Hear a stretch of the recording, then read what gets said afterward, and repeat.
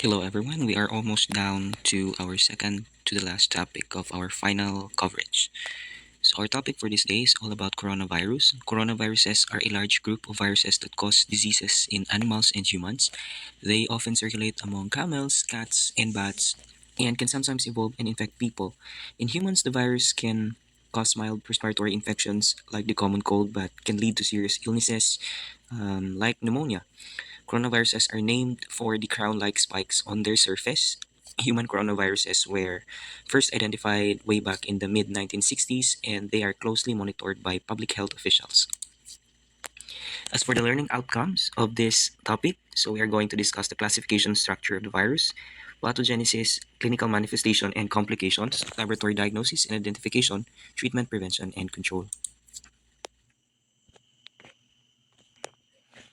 The Coronaviridae is one of two families within the order Nidovirales. So Coronaviridae include particle morphology and they have unique RNA replication strategy, genome organization, and nucleotide sequence homology. There are two subfamilies and six genera in the Coronaviridae family, and there are six coronaviruses that can infect humans, the alpha coronaviruses as well as the beta coronaviruses. So here are the important properties of coronaviruses. So please take note of this table.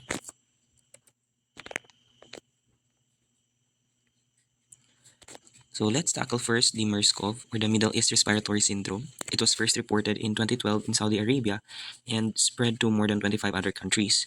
So MERS-CoV originated in camels and emerged to infect people. Symptoms usually include fever, cough, and shortness of breath and often progress to pneumonia. About 3 or 4 out of every 10 patients reported with MERS have died. Cases continue to occur primarily in the Arabian Peninsula. However, as of 2019, there have been only two confirmed cases of MERS in the US, both in 2014. Next, we have our SARS-CoV-1 and 2. So SARS, or Severe Acute Respiratory Syndrome, originated in small mammals and emerged to infect people. SARS was first reported in southern China in 2002, and the illness spread to more than 2 dozen countries in North America, South America, Europe, and in Asia.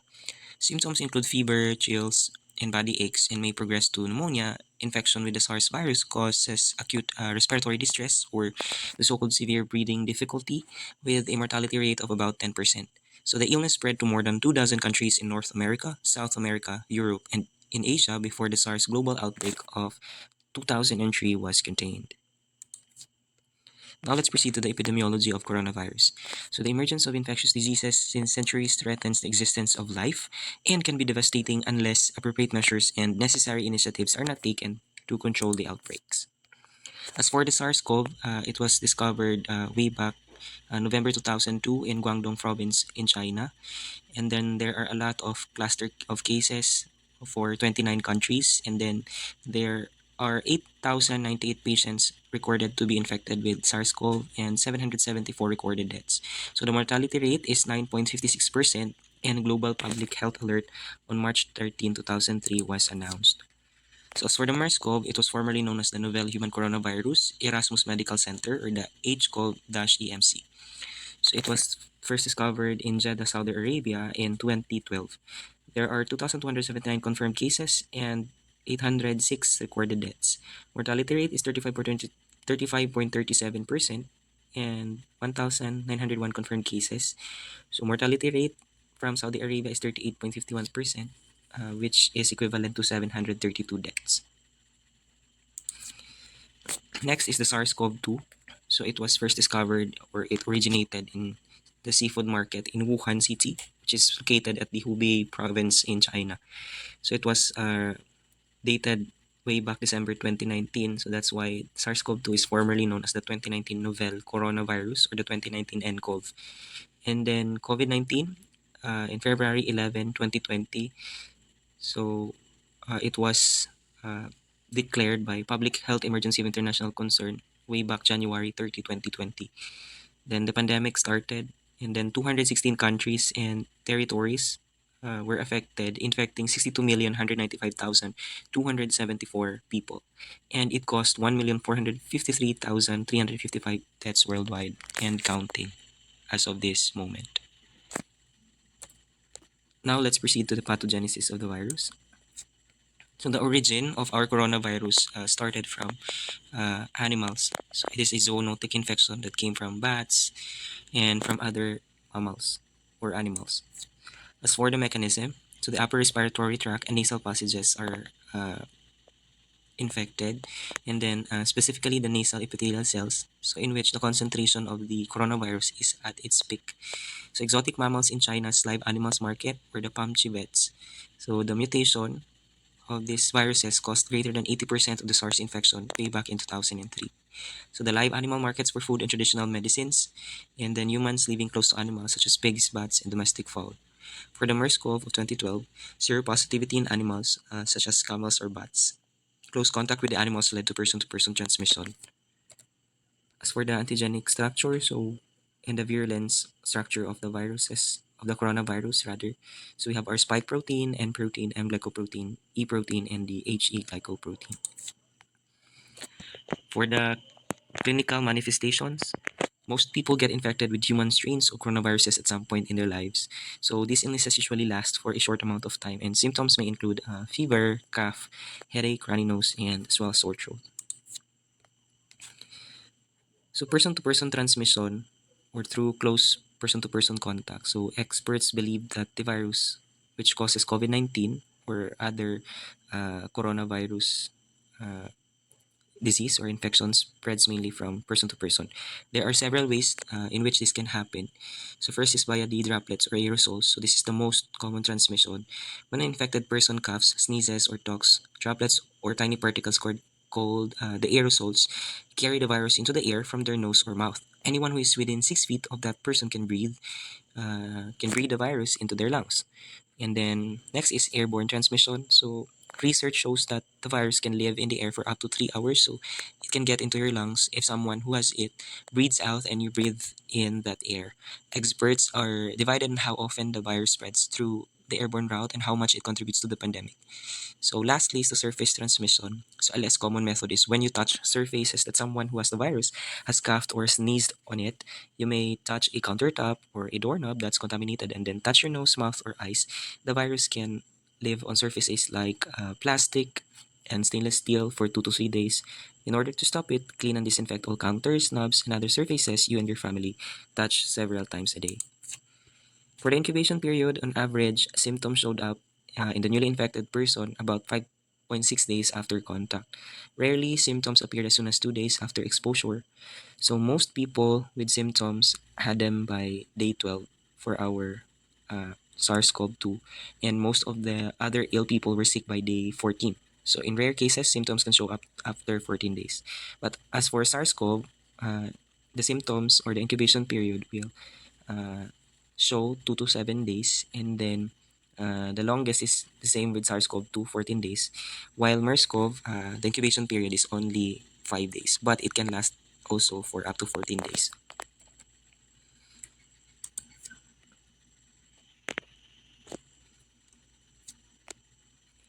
Next is the signs and symptoms. So coronaviruses are responsible for the development of common colds in adults, which are often afebrile. So symptoms will include nasal discharge and malaise, so which will last about 1 week, and the incubation period is 2 to 5 days. So asthmatic children may have wheezing attacks, and respiratory symptoms in adults suffering from chronic pulmonary illness may be aggravated as a result. SARS-CoV causes severe respiratory disease. Symptoms include fever, malaise, chills, headache, dizziness, cough, and followed a few days later by shortness of breath. So the incubation period averages about 6 days. Some instances rapidly advance to severe respiratory distress, necessitating ventilator assistance. This high rate of secondary infections is due to SARS being an unusual respiratory virus. Maximum infectivity and viral load in the upper airways occur in the second week of sickness, so when patients are often critically ill. For MERS-CoV, it infects children and adults, causing mild to severe respiratory disease. Then symptoms will include fever, coughing, shortness of breath, diarrhea, and nausea or vomiting. Incubation period, it will take you 2 to 13 days, and then with extended illness in some cases leading to pneumonia and death. Severe complications includes pneumonia and renal failure for our MERS-CoV. Who are at risk? So of course the elderly, neonates, children, and persons with underlying illnesses because they are immunocompromised. As for the complications for SARS-CoV, we have our ARDS, kidney failure, pericarditis, DIC, vasculitis. For SARS-CoV, multiple organ effect. And then for MERS-CoV, we have pneumonia and kidney failure as mentioned earlier.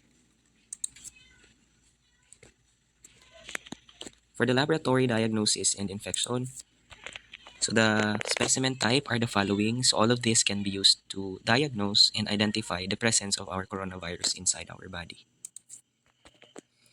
So proper specimen collection is the most important step in the laboratory diagnosis of infectious diseases. So a specimen that is not collected correctly may lead to false or inconclusive test results. So you may use any of this collection material in order to collect the samples needed for the test. For specimen storage, so you can store respiratory specimens at 4 degrees Celsius for up to 24 hours after the collection. So if a delay in testing or shipping is expected, you must store the specimens at negative 70 degrees Celsius or below otherwise. For serum, it could be stored at 4 degrees Celsius for 3 days and stored at less than or equal to negative 20 degrees Celsius for long-term preservation. If long-distance transport is required, use dry ice or other refrigeration methods to preserve the sample. And avoid repeating, freezing, and thawing of your specimen. Next, we have our nucleic acid test or our laboratory methods. So NAATS or the nucleic acid tests such as PCR-based tests are most often performed in a laboratory. So they are typically the most reliable tests for people with or without symptoms. These tests detect viral genetic material and may stay in your body for up to 90 days after you test positive. Therefore, you should not use a NAAT if you have tested positive in the last 90 days. Next, we have our serologic tests, so that's such as our ELISA, chemiluminescence, immunofluorescence assay, Western blot, protein microarray, and neutralization assay. So serologic tests, specifically our antigen tests, are rapid tests which produce results in 15 to 30 minutes. So they are less reliable than our NAATS, especially for people who do not have symptoms. A single negative antigen test result does not rule out infection. So to best detect infection, a negative antigen test should be repeated at least 48 hours apart, known as serial testing. So sometimes a follow-up NAAT may be recommended to confirm an antigen test result. Treatment, prevention, and control. To prevent infection and to slow transmission of our coronaviruses, so you must do the following. First, for coronavirus 19 only or coronavirus disease 19 only, so you can get vaccinated when a vaccine is available to you. You can stay at least 1 meter apart from others even if they don't appear to be sick. Then you wear a properly fitted mask when physical distancing is not possible or when in poorly ventilated settings. Choose open, well-ventilated spaces over closed ones. Open a window if indoors. Wash your hands regularly with soap and water or clean them with alcohol-based hand rub. Cover your mouth and nose when coughing or sneezing. If you feel unwell, stay home and self-isolate until you recover. So there are no available vaccines for our MERS-CoV and our SARS-CoV, but as for COVID-19, so we have a lot of vaccines available. And you can even get it for free. So these are just the summary or a table showing you the different COVID-19 vaccines and their different dosage and frequency, storage requirements, etc. So this is just a poster if you can get a vaccine from your healthcare service provider. And then lastly, so to help you reduce risk of getting respiratory illness, so you must wash your hands with soap and water for at least 20 seconds, and then cover your nose and mouth with a tissue. When you cough or sneeze, then you throw the tissue in the trash. Then avoid touching your eyes, nose, and mouth with unwashed hands. Avoid personal contacts such as kissing or sharing cups or eating utensils with sick people. And then lastly is to clean and disinfect frequently touched surfaces and objects such as doorknobs. And that would be all, everyone. And thank you so much for listening. And I hope that you have learned something for our topic entitled Coronavirus. Stay safe and God bless you all.